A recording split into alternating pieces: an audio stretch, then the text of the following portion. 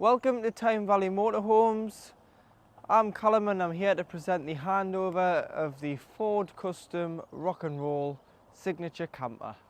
So as we start the walk round of the vehicle, if you open your driver's door, you'll find your tyre size and tyre pressure here. So if you need to blow your tyres up, there are your tyre inflation pressures.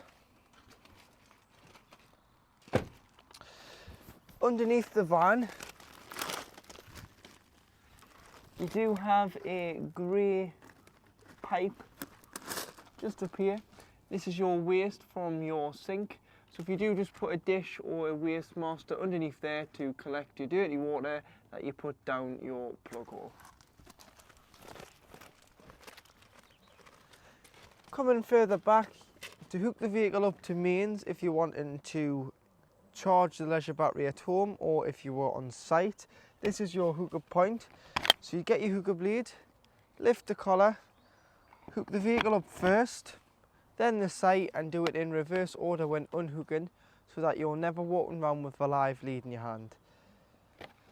And then right beside it you do have your freshwater fill-up point. So you've got a habitation key which will remove this cap and you can fill up with water.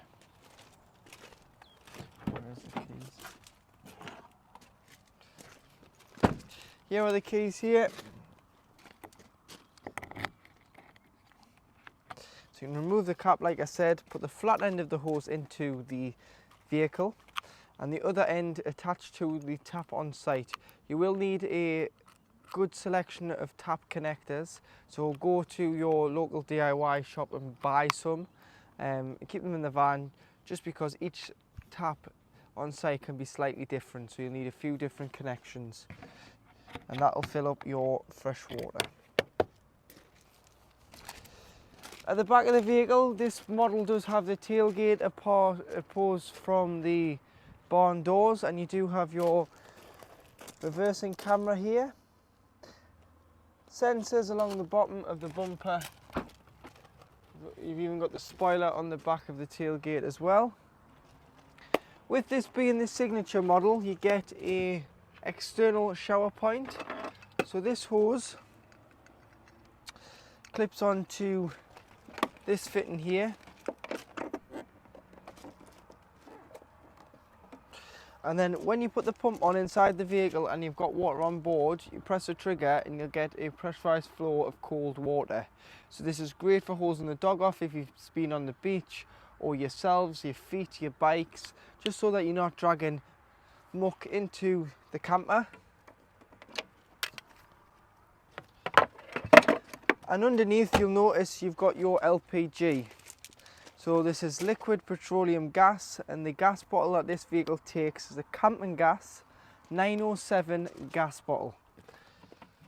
So turn the dial and lift the door off. You've got your camping gas 907 bottle on here. So what you need to do is, it's a screw-on regulator. So you need to place the regulator on the top of the bottle and then spin the bottle round until it breaks the seal and tightens on to the bottle. So you will smell gas until it's tight, and then it's because it's breaking the seal, and then it's sealed the bottle onto the regulator. Turn the bottle off when you travel and turn it back on, as simple as rotating this red knob on the top of the gas bottle, and always ensure that the bottle is strapped in so that it's nice and safe and secure in the gas locker. Then make sure you put your cover back on so that it's sealed. So if anything happened with the gas, this is a gas cage, so it's sealed and there's a drop hole in there, so the gas will just escape without causing any problems. Underneath you've got some storage. That's your carb mat there, and you've got some storage which you can't access from front to back, and also is the location of your diesel heater. So your auto term diesel heater is there. The toolkit for getting the spare wheel down lives in the driver's footwell step, which I'll show you in a separate video. But what you need to do is, there's a bar in there which clips onto here. There's a fitting looks like a bit like a lock and wheel nut. Pop it onto there and you can wind the wheel down that's underneath the vehicle if you need to change the tyre. So talking about changing your wheel, the toolkit for the Ford Custom lives underneath here. So put your hands in, pull the panel off. You've got a jack, a brace and a towing eye all in here. So everything you need to change the wheel or be towed off the road lives in here. So that's where it is, underneath the driver's seat in the footwell of the step. Should you need it, it lives in there. So at the passenger door is the location of where your fuel filler is. So to fill with diesel, there's no cap to remove, just get the fuel filling nozzle from the pump, push it straight into the vehicle. With it being Ford, it's a capless system. And then underneath, because it's a new style diesel engine, it does take AdBlue. So the AdBlue tank capacity on the Customs is 21 litres. And you can buy the AdBlue from any pump, like the trucks do, or you can buy it in the drums and fill it, so you can get 5 or 10 litre drums. It will indicate on the dash when it needs AdBlue, and it'll give you a mileage countdown. So it'll give you a countdown of around 1,000 miles. So you've got 1,000 miles until simply the vehicle will not start. But if you top it up as soon as the light comes on, or as soon as it does come on, so give it 100 miles or so and top it up, because if it gets too low the vehicle will go into limp mode, which is a restriction mode of 50 mile an hour max speed, just to protect the engine. And to fill it, you just remove the blue cap. If you're buying the drums, on the back of the drums, if you remove the label, there'll be a nozzle which fits in here and on the top of the bottle, and you'll be able to pour the contents out of the drum into the bottle. Or if you go at the pump, you just put the pump straight in and fill it until simply it's full. And on the pump it's about 148, 49 a litre for AdBlue. Or the drums are about, for 10 litres, I think it's about 15 to 20 pound. You've also got behind me your weight plate for the vehicle. So it's got your chassis number on, it's got your weight plate. So your gross vehicle weight is 2.8 tonne. If you were to plan on putting a tow bar on and tow with this vehicle, you can tow up to a train weight of 5,240 kilograms. And you've got a front and back axle weight. And it does tell you that your engine size is a 2 litre and it's a Euro 6.2 engine with 130 brake horsepower. Lifting this is where you'll access your bonnet release. And then there's a catch in the middle, and you can get into your fluids. So you've got your screen wash, your brake fluid, your oil filler, and your oil dipstick for checking your levels. Coolant's in the corner behind the passenger headlight. And then to give or receive a jump start, this is your positive terminal, and your earth is off the side of the engine hoist here. So this is your earthing point. So put your black clip onto there and your red clip onto here to give or receive a jump start. Your engine battery doesn't live underneath the bonnet, it lives underneath the driver's seat, with it being a Ford commercial vehicle.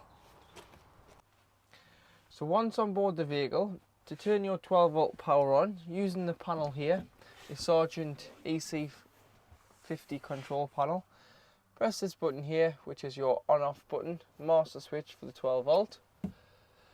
If you're hooked up, you'll get mains 230 volts to these sockets. If not, you will just get whatever power is left in your leisure battery. And to view the reading of the leisure battery, battery L, you can see there that it's full, but that's because we're on hookup, so the hookup sometimes gives a false reading. The best way to read your leisure battery is to unhook the vehicle, and you'll get a true reflection of how much charge is in the leisure battery. You can also view the van battery, but you'll also notice that the blue light's gone off battery L and gone onto battery V, so it's going to run the campervan side off the van battery, which isn't appeasable to do so in case the van goes flat.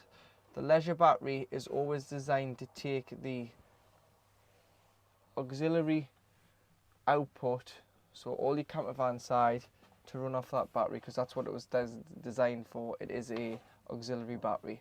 So, but if the leisure battery did go flat and you wanted a few minutes on the vehicle battery, or 10 minutes or so, you can. It'll get you out of a situation, but battery L, leisure battery, is what it's designed to do.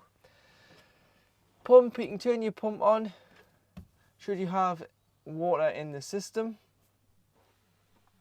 and that is for your cold water shower or tap in the kitchen.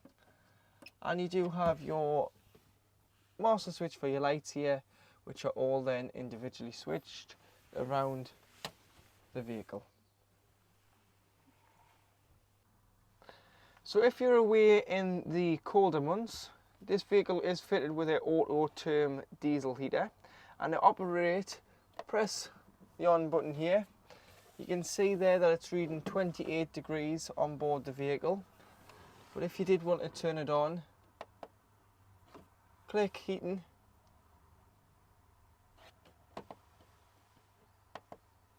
select your temperature, so your temperature mode, so highest of 30 degrees, lowest of nothing, so you can turn it all the way on or off. So for this we'll just say 30 degrees. You've got a timer there, so it says it's going to heat the vehicle for 40 minutes. What you can do is you can turn it all the way down till you get this little icon, which means it's going to heat it until you turn it off. So if you select that, there you go. You've got the 3 wavy lines, which means it's heating the van. So that'll just kick in, and if you wanted to turn it off,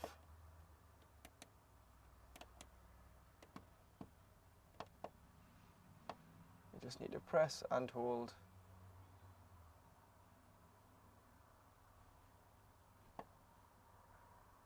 And then you can select off and turn the diesel heater off.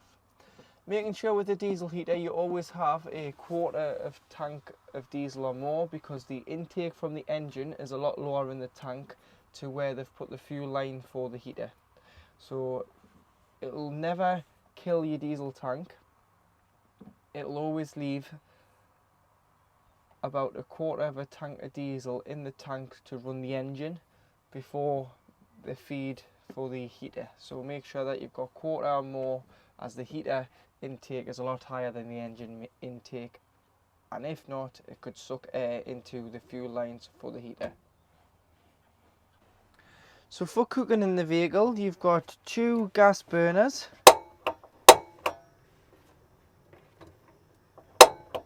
There you are, so both are lit. It tells you that the max pan size for this one is 150mm, 15 centimeters, or 180, 18 centimeters pan size for the burners. Don't put anything too big or larger than that on the burners, because it will put immense pressure on the burner to heat that pan. Once you've had them on, if you do allow it to cool down so that they're cool enough before you put the glass lid down, otherwise the glass will shatter with it being so warm. As long as the pump's on, you get your cold water through in your kitchen. And on a day like today, that isn't cold, that's quite warmish, because the van's obviously so warm being sat in the sun. And then underneath you've got your grill, so for your morning bacon sandwiches or your toast, there you go, you can use your grill. You've got storage in here, but you'll notice you've got your 2 gas taps at the top, so a green and a yellow gas tap. The green will be for the hob, the yellow will be for the grill. Any problems with gas, you can isolate them here. If you're away and you think one of them's leaking and the other one's not, you can isolate, but the best situation to do, and what we advise, is to turn the bottle off just to be safe. These are mainly for when the vehicle is annually serviced. Underneath is the location for your porta potty. So this cupboard is designed to take a porta potty, and that is a porta potty in there for this customer. So that sits in there nicely on its side, and then you can just lift it out when you want to use it and pop it back in.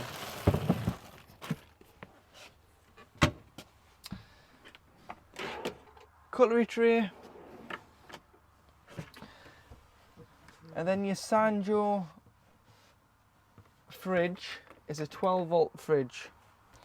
So this will work when wild camping, as long as you have enough charge in your leisure battery and when you hooked up, because your hookup is charging your 12-volt battery.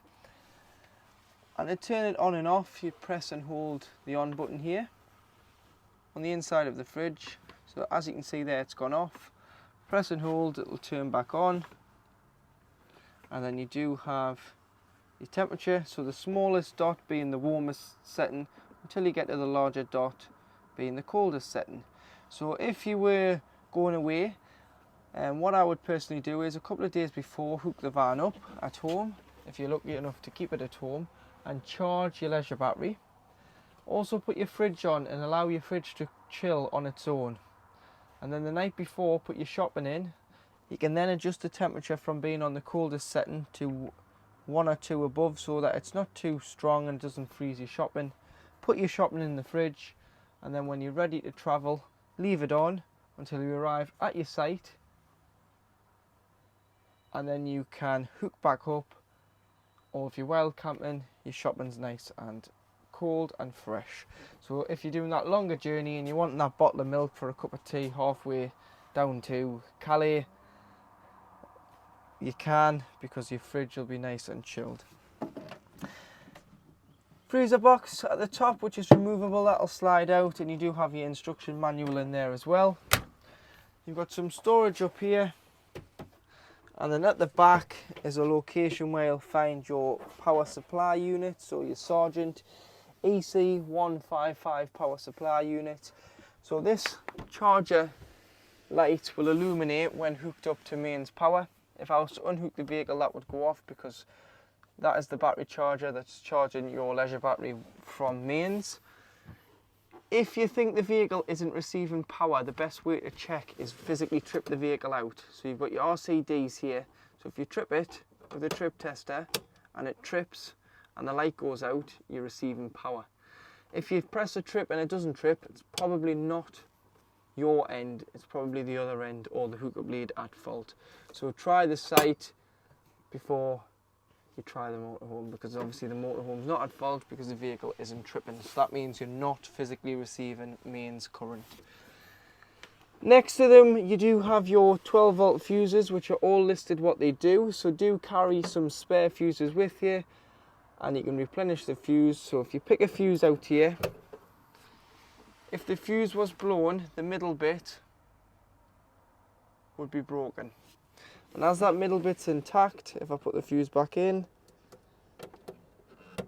this one's for the lights as it's lighting up around us, so the lights have come back on. Underneath here is where your water tank is. So you've got your little jerry can there for your water tank. So when you fill from outside, that is what it is filling, your little jerry can. And you've got access to that should you ever need to. And you do have storage in here with your roller blind shutter door and a little storage pocket just to the side and to the top. So you've got a few little handy storage compartments on the vehicle. So located just behind the driver's seat is your table, which clips onto this bar. So it's held in by a chock at the bottom and a turnbuckle. So turn the turnbuckle off, you can then lift it out. If you press the button on the leg, you can fold the leg down. And then this clips onto this rail here. So the rail's quite long, so you can either have it and adjust the leg. So like I was saying, you can either have it as far away into the kitchen, so you've got an extra bit of prep space when using the hob, or you can pull it towards you when sitting in the rock and roll bed seat for having your lunch. So with the rock and roll seat, what you can do is, this is very upright. On a night when relaxing, you might not want to sit as far up, so if you lift this handle, you can adjust it in the runs so that it reclines the seat. And then when you make the bed, lift it all the way up, pull it out, put your weight down onto the headrests, which push it down, and that has created your double bed. So you've got one double bed here, one double bed above in the pop top, which we'll get onto in a moment. And then when you want to put the bed back up, there's a little handle here, pull it up, set the reclineness of the seat. So if you want to angle the seat, you can. And then there, you're not sitting as far up, you can actually lean back a bit and comfortably sit on this seat. So now for your pop top, to put the pop top up and down, it's already up, so we'll tell you how to bring it down, and it's in reverse just to pop it up. So this is your bed floor, so pull that down, and there's a mattress on there, and another 2 people can get in there, and obviously you can take that clip at the back off, and it'll allow you to get your pillows down there. And then when you're wanting to be in the van, you can push this floor up, so you've got a lot more head space. So push it here and push it there, and you can push the bed up, so you've got more headroom. But when bringing it down, this needs to come down first. It's always best to have the sliding cargo door open, so that it allows the air pressure out of the vehicle. Otherwise, if you've shut the doors and you're trying to pull the roof down, it's very hard to do because there's a lot of air there and you can't get, it's just too strong to pull the roof down. So what you do is lift and pull on both handles so far, and then you want to pull the canvas in on both sides of the roof. So you don't want the canvas sticking out of the roof, you want it inside. So you do it on both sides, and then on the front you'd also do it. But what I like to do on the front is roll the front over, so you can pull it in and roll it over.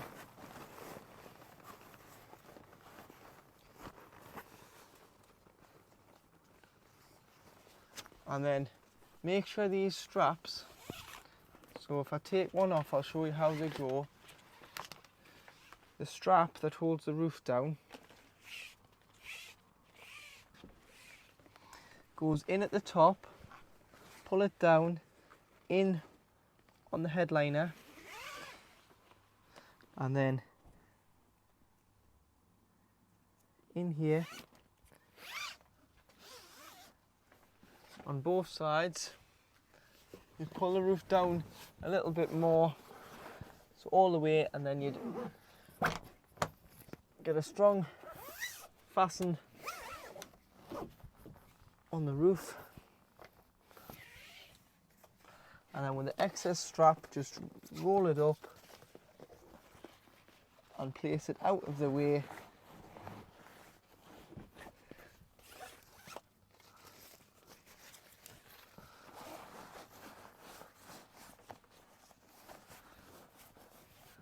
And then you've got your headliner hatch, which comes over the top and covers the roof. But what I like to do with the straps on the roof is, when I put the roof up, I just pull the clip to the end of the strap. Then that means you don't have to remove the strap completely, and it's a lot easier when you pull it down, because you can just tuck the canvas in, pull it down, and then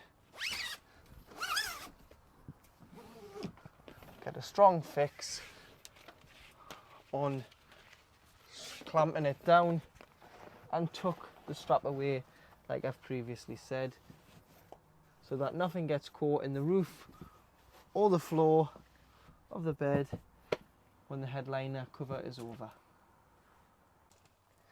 So your double passenger seat is on a swivel base, so that'll turn round into the back of the van for more seating in the rear.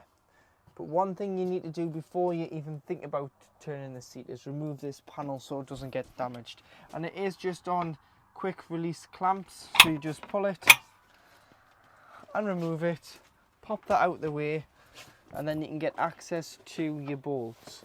So when it's in place, the seat, when the seat's physically locked in,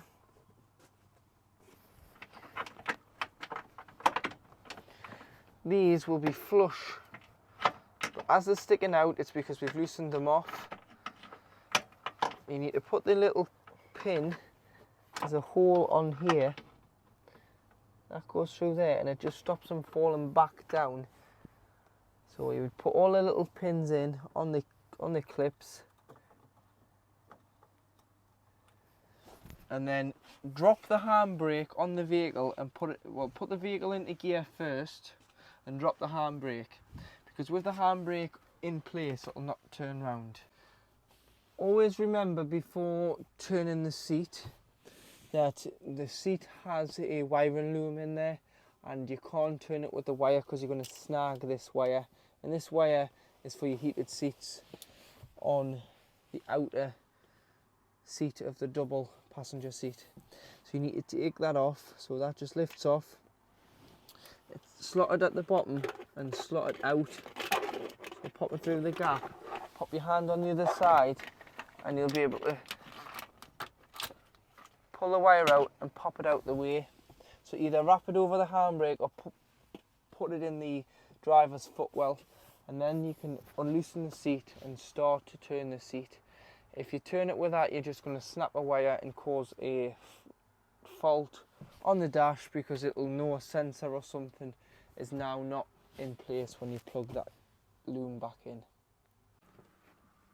So before rotating your double cab passenger seat, remove the headrests, put the vehicle into gear and drop the handbrake off, and push the seat to the driver's door as it rotates anti-clockwise, not clockwise.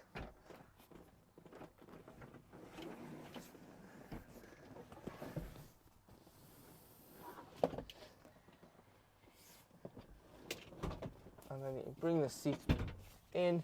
Seat belt will always be like this, but just pop it round the back of the seat, and it means that's not in the way. And then you've got two additional seats at the front, so you can have your sliding cargo door open and sit and enjoy the view.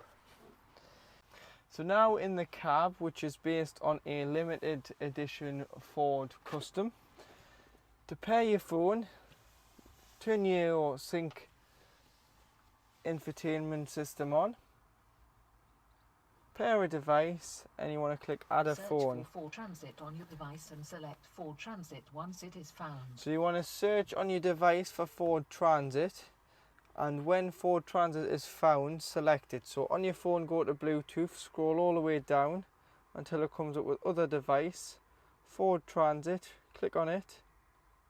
Confirm that the pin displayed on 6.5 Yes, matches the pair. pin displayed for your safety. Okay, Please stay alert to changing road finish. conditions while you're being... And that is my phone connected via Bluetooth.